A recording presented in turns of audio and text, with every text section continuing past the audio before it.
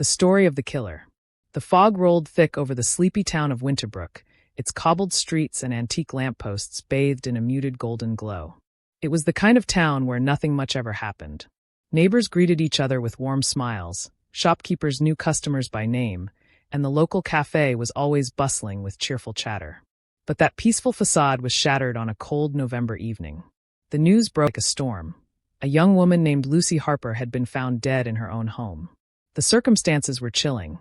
No sign of forced entry, no witnesses, and no clues left behind. The only thing the police could confirm was that it wasn't a random act. This was deliberate, calculated, and the killer was still out there. For Detective Evelyn Carter, this case was personal. Winterbrook was her hometown, a place she'd left behind years ago, escaping the shadow of her father's notorious criminal past. Now she was back, not as the outcast daughter of a convicted thief, but as the detective tasked with protecting the people who had once turned their backs on her. As Evelyn stood outside Lucy Harper's quaint cottage, the scent of damp earth and decaying leaves filled the air.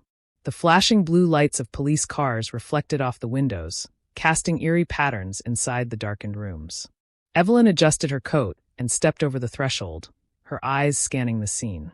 The living room was untouched, books neatly stacked, a blanket folded over the arm of the sofa.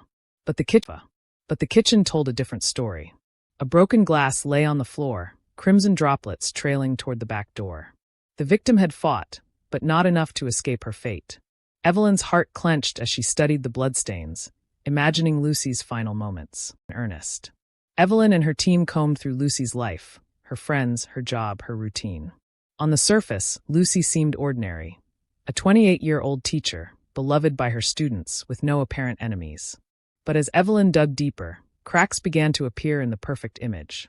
Lucy had been receiving anonymous letters for months, letters that grew darker and more threatening with each passing week. The final letter, found in her desk drawer, sent chills down Evelyn's spine. "You can't hide forever. I'm coming for you." The handwriting was erratic, almost childlike, and the envelope bore no return address. Whoever had sent it knew Lucy well enough to target her fears. But why? Evelyn's instincts told her this wasn't a crime of passion or opportunity. This was a game, and the killer wasn't finished playing. Evelyn's instincts told her this wasn't a crime of passion or opportunity. This was a game, and the killer wasn't finished playing. As days turned into weeks, Winterbrook descended into paranoia. Doors that were once left unlocked were now bolted tight. Curtains were drawn, and the streets emptied long before sunset. Rumors spread like wildfire. Was the killer someone local? Could they be trusted? Evelyn felt the weight of the town's fear pressing down on her. The case was growing colder, with every lead turning into a dead end. Then one morning, a second body was discovered. Mark Davies, the owner of the local hardware store, was found slumped over the counter, his throat slit. Like Lucy, there were no signs of a break-in and no witnesses. But this time, the killer had left something behind, a message scrawled in blood on the wall. "Do you see me now?" The words sent a shiver down Evelyn's spine. This wasn't just a murderer. This was someone desperate for attention, someone who thrived on fear. Evelyn stared at the message, her mind racing. What were they trying to prove? The media descended on Winterbrook, turning the once quiet town into a frenzy of reporters and flashing cameras. Evelyn hated it. The killer wanted a stage, and now they had won. As Evelyn worked tirelessly to piece together the puzzle, she couldn't shake the feeling that the answers were closer than she realized. She revisited Lucy's letters, poring over every word, every ink smudge. And then something clicked, entirely unfamiliar. It bore similarities to notes she'd seen as a child. Notes her father had written to her before he went to prison. The jagged loops, the uneven spacing, it was all too familiar. Her heart pounded as she pulled up old case files. Her father, Arthur Carter, had been released on parole 6 months ago. He hadn't reached out to her, hadn't tried to reconcile. But could he be the killer? Evelyn knew she had to confront. Arthur Carter lived in a rundown flat on the outskirts of town, a far cry from the family home Evelyn remembered. She hesitated at the door, memories of her childhood flooding back. The nights she spent alone, waiting for him to come home. The shame she felt when his crimes came to light. When the door opened, Arthur's face was worn and haggard, but his eyes held the same cunning gleam she remembered. Arthur's face was worn and haggard, but his eyes held the same cunning gleam she remembered. "Evelyn," he said, his voice a mix of surprise and suspicion. To what do I owe the pleasure?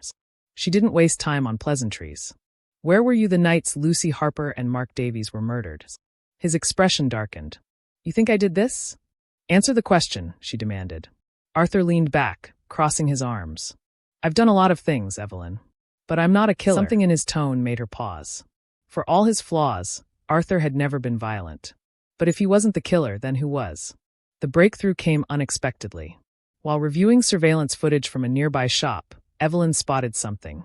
A figure in a dark hoodie, loitering near Lucy's house the night of her murder. The footage was grainy, but the way the figure moved was eerily. Her stomach dropped as realization hit. The killer wasn't her father. It was someone far closer. She drove straight to the police station, her mind racing. The handwriting, the messages, the knowledge of Lucy's life, it all pointed to one person. Rachel, Lucy's best friend. Rachel had always been by Lucy's side, her loyalty unwavering. But that loyalty had turned toxic. Lucy had been planning to move to London for a new job, and Rachel couldn't bear the thought of losing her. The letters, the murders, they were all acts of desperation, born out of a twisted need. Rachel, the truth spilled out in sobs and screams. She was leaving me. Rachel cried. I couldn't let her go. And Mark, he found out what I did. I had no choice. Rachel was arrested, and Winterbrook began to heal. But for Evelyn, the case left scars. She had faced her own demons, confronted her father, and uncovered a darkness she hadn't anticipated. As she stood on the bridge overlooking the town, the wind carrying the faint scent of rain, she felt a sense of closure. Winterbrook wasn't perfect, but it was her home, and she would do whatever it took to protect it,